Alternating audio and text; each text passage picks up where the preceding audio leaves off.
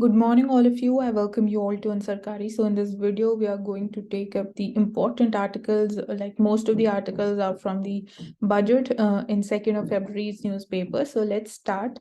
So, firstly, as you can see here, the figures in the forms of percentage of the GDP. So, the first one is regarding the decline in the share of the funds that has been allocated for MG Narega. So, the share is right now 1.33%, and it was earlier 2.14%. And apart from that, when we look at the share of the health sector, so that remains low and it is at 1.98%, whereas the government is the target of increasing it up to 2.5% by 2024. So this is like really below the target levels. And apart from that, the railway sector is seeing like a huge increase in the allocation of funds. So right now the share has been increased to 5.36 percentage. So it was earlier 3.88%, and now it has been increased to 5.36 percentage. So this is pointing towards government's focus upon capital expenditure. And apart from that, when we look at certain developments over a period of time, so we see that the per capita income, it has doubled to rupees 1.97 lakh rupees, and a recent change in the income tax slabs has been done. So the tax-free limit under the new exemption-less income tax regime, it was raised to rupees 7 lakh from earlier rupees 5 lakh. So you'll not have to pay income tax if you're earning rupees 7 lakh annually. And apart from that, when we talk about the social sector, so the finance minister, she launched a new socio-economic development schemes, which includes the PM's particularly vulnerable tribal groups development mission, which is obviously for the tribal welfare. Then we have the PM Vishwakarma Kaushal Samman, that is going to support the artisans from the weaker sections, scheduled caste, scheduled tribes, and other backward classes. Then we see that in economy specifically, green energy is being focused upon. Infrastructure may we see that revival of 50 more airports, heliports, and waterdromes, they are proposed. And again, Jal Jeevan Mission, it gets 27% hike, so that is there. And then as we were talking about, the changed in the tax slab. So those earning up to rupees 7 lakh annually and opting for the new tax regime, they could save up to rupees 33,800. And those with the income up to rupees 10 lakh, they would be able to save rupees 23,000. And people who are earning up to 15 lakh, they would be saving close to 50,000. So we can say this amount can help in pushing up the consumption demand, and which can obviously boost the domestic demand, which is one of the, we can say, important factors which is driving the India's economic growth as of now. And that's what we can say is one of the factors which makes India's economy resilient also. And apart from that, surcharge has also been reduced from 37% to 25% for the individuals with income above rupees 2 crores. And this would translate into a savings of rupees 20 lakhs for those having a salary income uh, of about rupees 5.5 crores. And the number of slabs, they would be now reduced to 5. So the new slabs, they will come into force with effect from 1st of April. So all these changes have been made in the income tax slabs, and obviously this is going to help the middle class, and this is expected to boost the savings rate. And apart from that, also the aggregate demand part of the economy as well. So this would in a way, it would help in increasing the GDP growth. Then having a look at more changes. So again, here when we see a comparison with the BRICS countries, so this graph, it is basically showing the percentage of like tax revenue as a percentage of the GDP that is being earned by different BRICS economies. So this blue graph is for India and the purple one is for China. So we see that India earlier was having the lowest tax revenue as a percentage of GDP, but now it is like marginally increased when we compare it with the China's level. So we see that BRICS nations in India, its share was least at 17% in 2016, but by 2019, the share in India, it has surpassed, and it has surpassed that of China by a small margin. So it is still lower when we compare it with the other economies like Russia, South Africa, and Brazil, who have tax as a percentage of GDP exceeding 23%. And India, it is at like very low level. So that is one thing. And apart from that, we see so here like his mention about the lab grown diamonds. They, for the research and development, they've been allotted some grants. So they are like also called as synthetic diamond segment. So it has, the budget has laid emphasis on research and development to make it competitive in international markets. So you can find out about the process regarding the lab grown diamonds. And apart from that, silver will get costlier because government, it raises the basic customs duty to 10%. So the imports are going to get costlier, and that is basically to discourage their imports and domestic consumption. Then moving to economy. So in the last 9 years, the Indian economy, it has increased in size, and the per capita income, that has more than doubled to rupees, we can say approximately 2 lakh per person. But okay, we'll be taking up the farmers income later. But here, the like in general, the per capita income, it has been almost doubled to rupees 2 lakh. And talking about imports and exports, so in this graph, you can see the expected estimates is that the imports are projected to grow by up till 29.7%, and the exports are, their growth is going to be stagnant around 22.6%. So obviously we have a deficit in our current account. And apart from that, tourism is going to get huge support, and this is going to be like promoted in a mission mode. So obviously this will generate more employment opportunities. So different schemes have been launched by the government, so which includes the Apna Desh initiative. Then we have Vibrant Village program, where tourism infrastructure and amenities will be facilitated in the border villages. And we also have like promotion and sale of each state's own one district one product scheme, and also other handicrafts. So up to 50 new tourist destinations will be developed, and there will be an informed driven app created for the tourist. And apart from that, unity malls will be set up in the state capitals to showcase the handicrafts and the products with geographical indication status. So tourism is going to grow. And when we look at the entire budget's breakup, so we see that the highest share is for the interest payments, and this has increased by 1.5 percentage points when we compare it with the previous budget. Then we have the transport sector. So the share allocated to the transportation sector has increased by 2.16 percentage points. So we can say that again, this is emphasizing government's push towards the capital expenditure.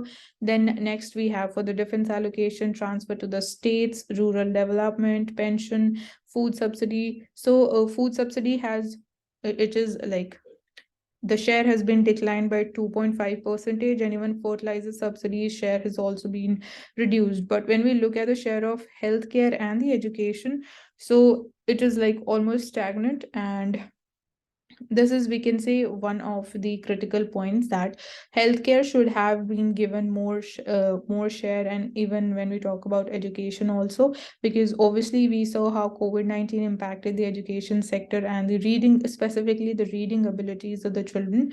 So that is missing. And obviously healthcare, we came to know about again from the COVID-19 pandemic, what was the status of the public healthcare sector in India.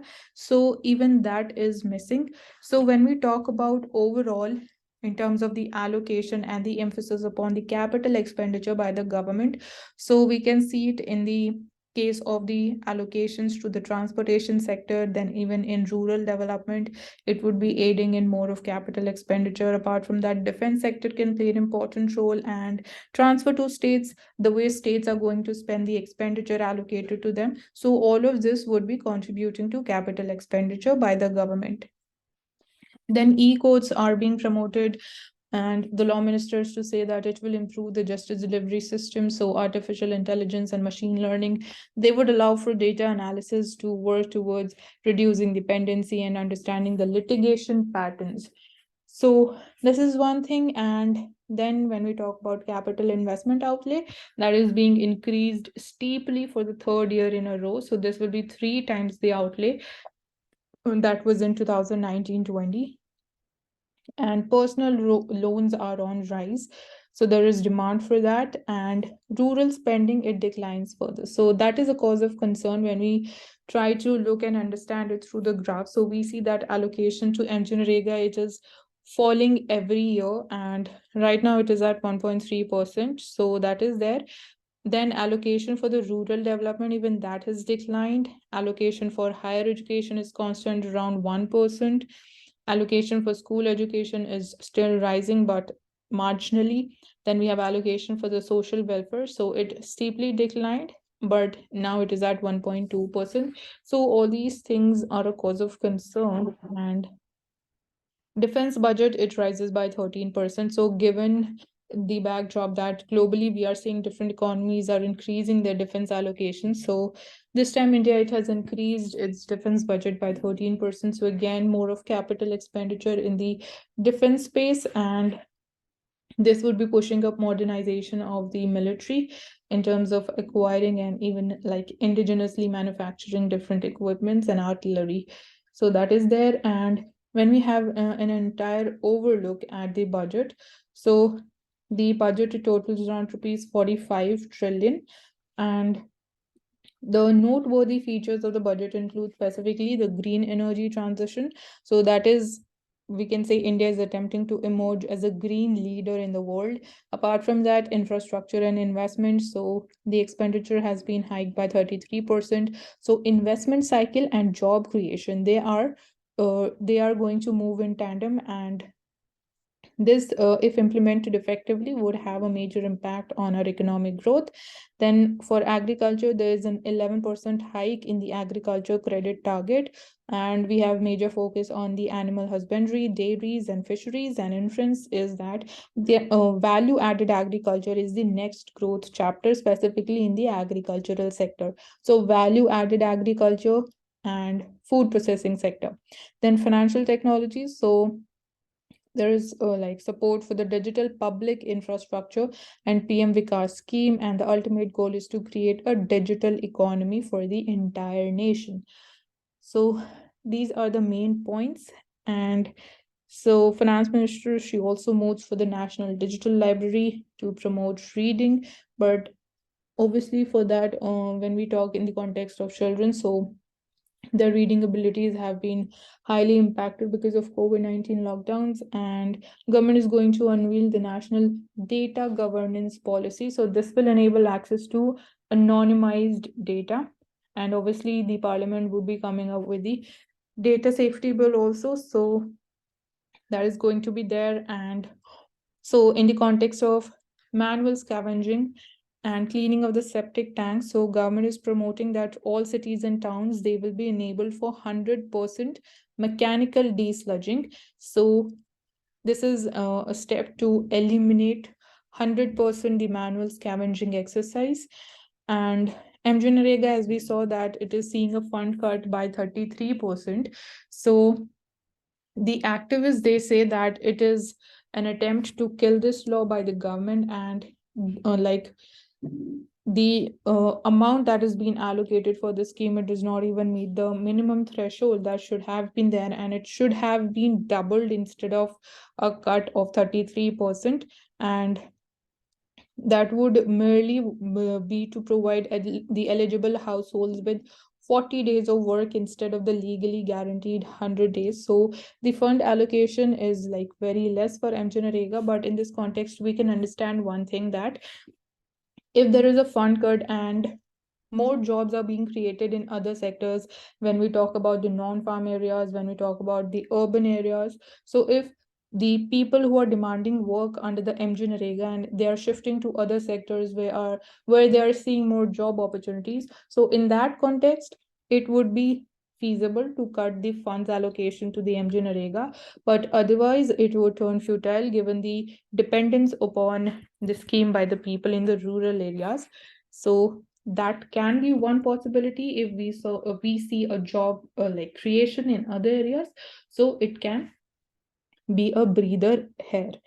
And apart from that, we are seeing that the effective tax that the rich people have to pay on their profit, that is less than the tax that the people who are earning lesser profits have to pay. So in this graph, we can see that here this red dot, it is the effective tax rate in percentage form that the firms who are earning more than rupees 500 crores of profits have to pay. And you can see that this rate is lower than the effective tax rates that the firms who are earning a profit between rupees 10 crores to rupees 500 crores have to pay. So this is one discrepancy that is there, and this should have been the reverse, but it is not so. And apart from that, when we compare with the BRICS countries again, so Brazil's corporate tax rate is of 34%, which is the highest amongst all the BRICS countries. And Russia has the lowest corporate tax rate of 20%, and India has of 22.2%. And apart from that, other countries have a higher tax rate, corporate tax rate compared to that of India. Then again, about the mechanized sewer cleaning. So we are seeing a Namaste scheme has been launched.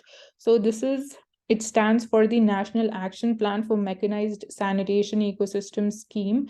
So this would be subsuming the already existing self-employment scheme for the rehabilitation of the manual scavengers. And you can see in the picture that these machines would be used to clean the septic tanks. Then coming to the fertilizer sector, so fertilizer and the subsidies, we see that the finance minister, she said that we will set up a massive decentralized storage capacity, and this will help the farmers store their produce and realize remunerative prices. So in the context of the farming sector, we see only this single major development that has been announced, and this is regarding creating huge and a decentralized storage capacity, which is lacking in India on a major scale. And talking about the subsidy, so in this graph, we can see that subsidy allocation to the urea, it has been increased, and that of nutrient-based fertilizer subsidy is almost constant. Food subsidy is almost constant. Petroleum subsidy is at the lowest level. So considering the rise in the fertilizer prices because of the Russia-Ukraine war, in the global market and also in India, the center, it has decided to raise the fertilizer subsidy for the Rabi season 2. And by November 2022, subsidies they provided for nutrient-based fertilizers and urea that had reached 129% and 154% of the budget estimates for financial year 2023.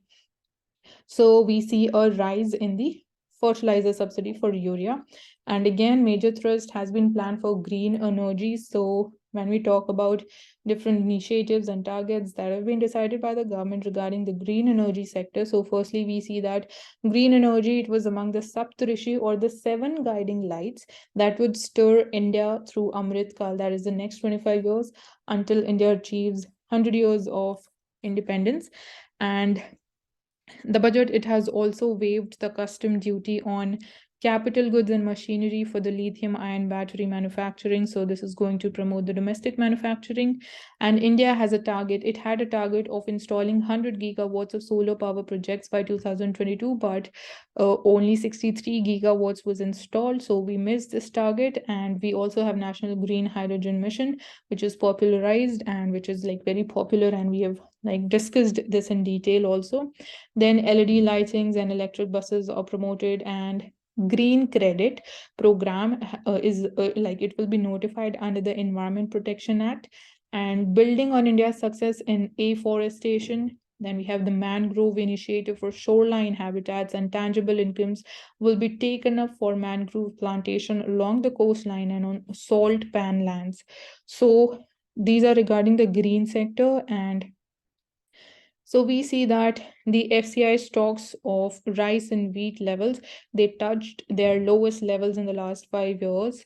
And here that has been represented through graph as well.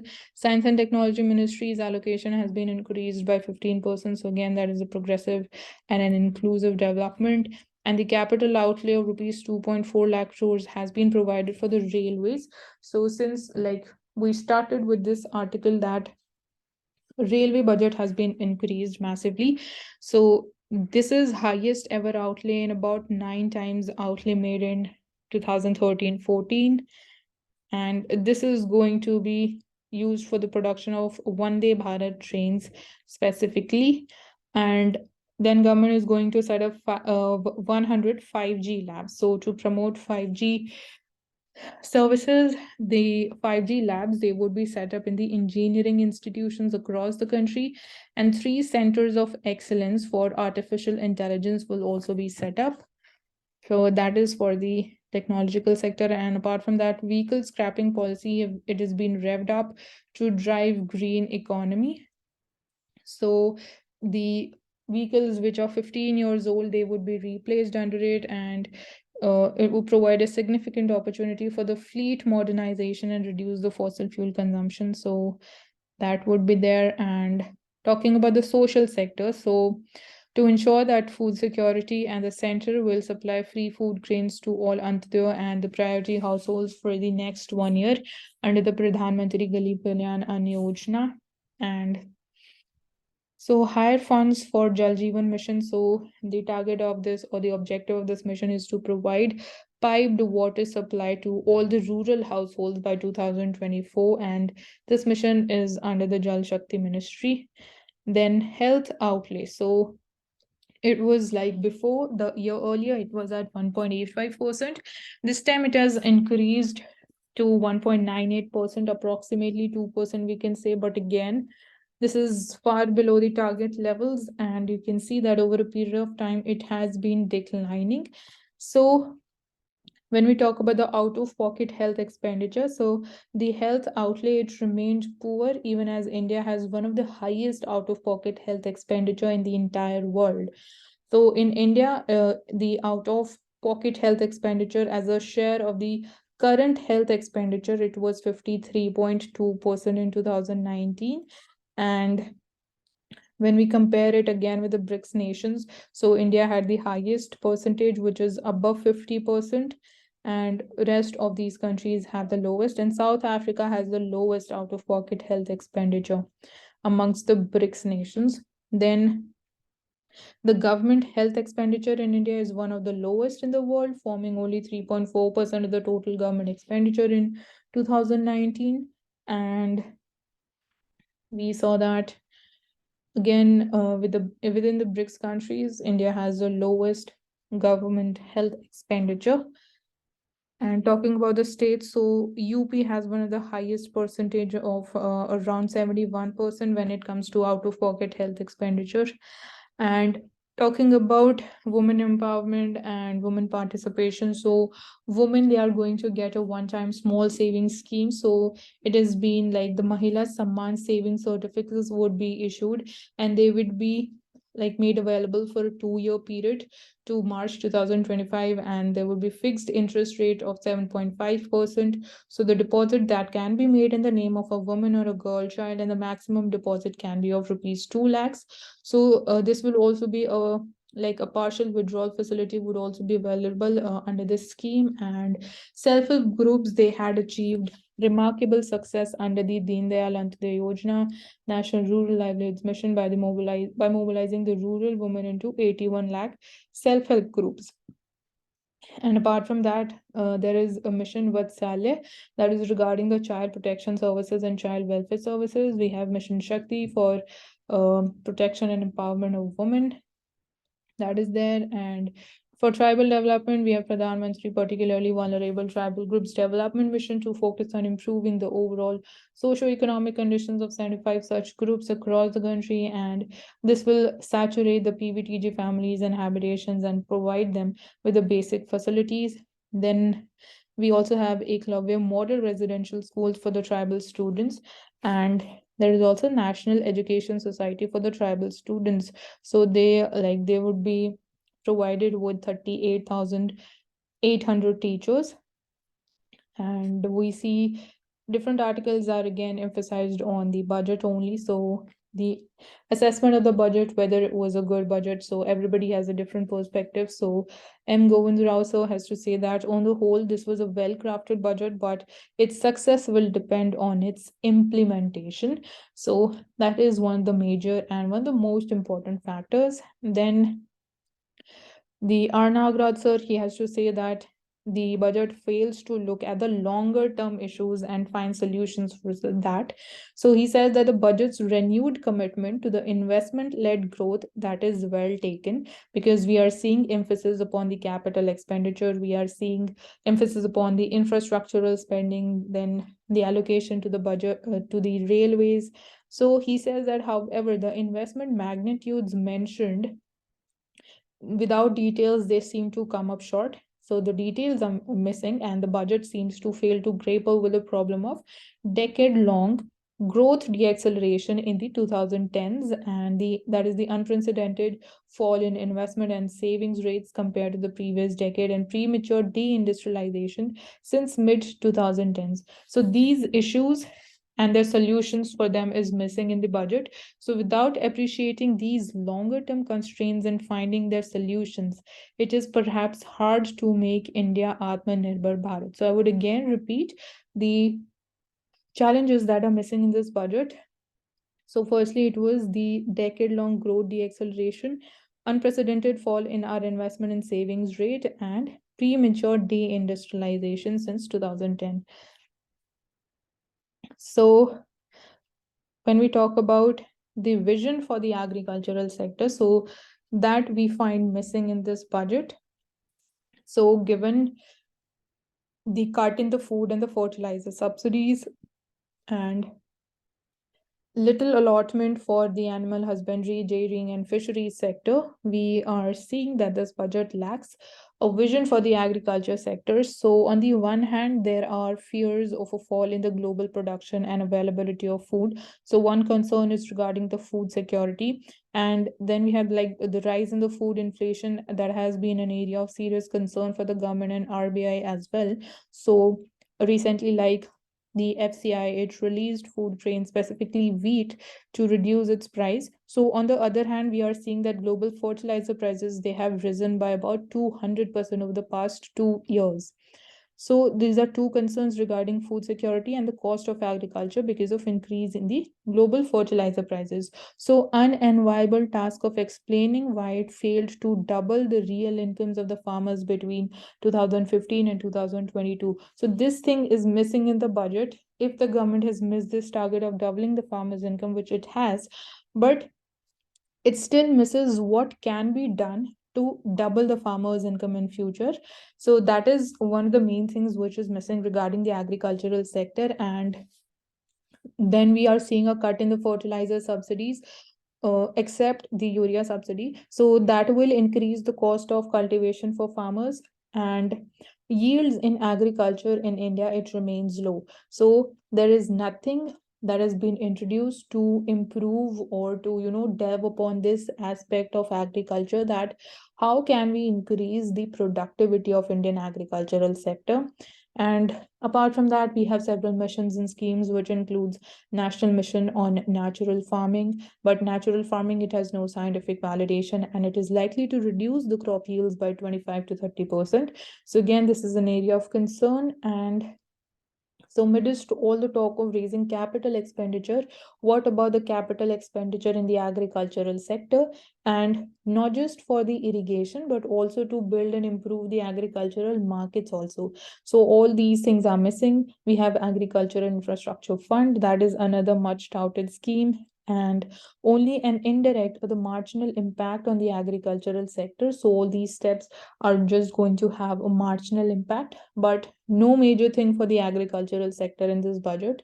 And there are different schemes which have been named, like Agriculture Accelerator Fund. We have PM Pranam, we have Gobardhan, Bharatiya Prakritik Kheti Bio Input Resource Centers, then we have Mishti, and we have Amrit Dharohar. So all of these things are there. Then for the fisheries, we have Pradhan Mantri Matsya Sampada Yojana. So this budget, we see a lack of scientific and grounded vision for the agriculture. So all these things are missing, and